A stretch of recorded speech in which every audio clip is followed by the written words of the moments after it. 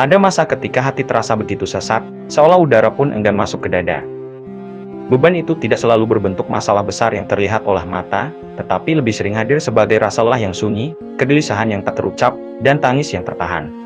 Secara psikologis, inilah titik di mana manusia merasa paling rapuh, paling tidak berdaya, dan paling membutuhkan pegangan. Namun justru di saat seperti itulah, kesadaran batin mulai mengetuk, mengajak manusia menengok ke dalam dirinya sendiri. Secara sosial, beban batin sering disalahpahami sebagai kelemahan. Dunia mengajarkan untuk terlihat kuat, stabil, dan selalu baik-baik saja.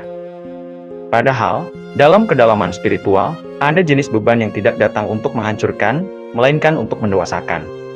Ia hadir bukan sebagai hukuman, tetapi sebagai panggilan halus agar manusia berhenti bergantung pada dirinya sendiri, lalu mulai bersandar kepada Yang Maha Menopang.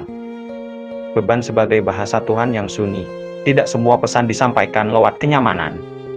Ada kalanya Tuhan berbicara melalui kesempitan, melalui rasa berat yang tak bisa dibagi kepada siapapun. Beban itu menjadi bahasa sunyi yang memaksa hati berhenti berisik dan mulai mendengar. Di titik ini, penderitaan bukan lagi musuh, melainkan jembatan menuju kesadaran yang lebih dalam tentang keterbatasan diri. Saat kekuatan manusia runtuh ketika beban terasa lebih berat dari gunung, biasanya seluruh sandaran dunia mulai rapuh. Logika tidak lagi cukup, rencana tak lagi menjamin, dan dukungan manusia terasa terbatas. Inilah fase psikologis di mana ego perlahan runtuh.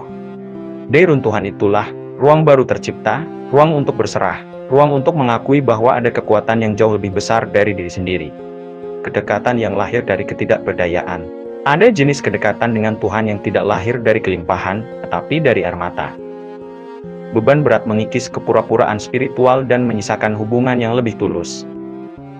Di sanalah hati belajar bahwa Tuhan tidak pernah jauh, manusialah yang sering merasa cukup tanpanya. Saat doa tidak lagi dipanjatkan dengan kata-kata indah, melainkan dengan kejujuran yang telanjang. Luka yang mengajarkan makna hidup secara filosofis, penderitaan sering menjadi guru paling jujur.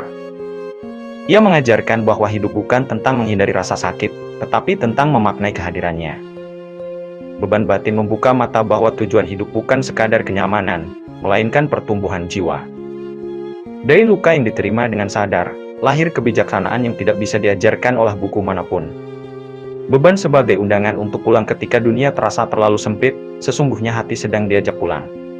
Pulang kepada Tuhan, pulang kepada kesadaran bahwa manusia tidak diciptakan untuk menanggung segalanya sendirian.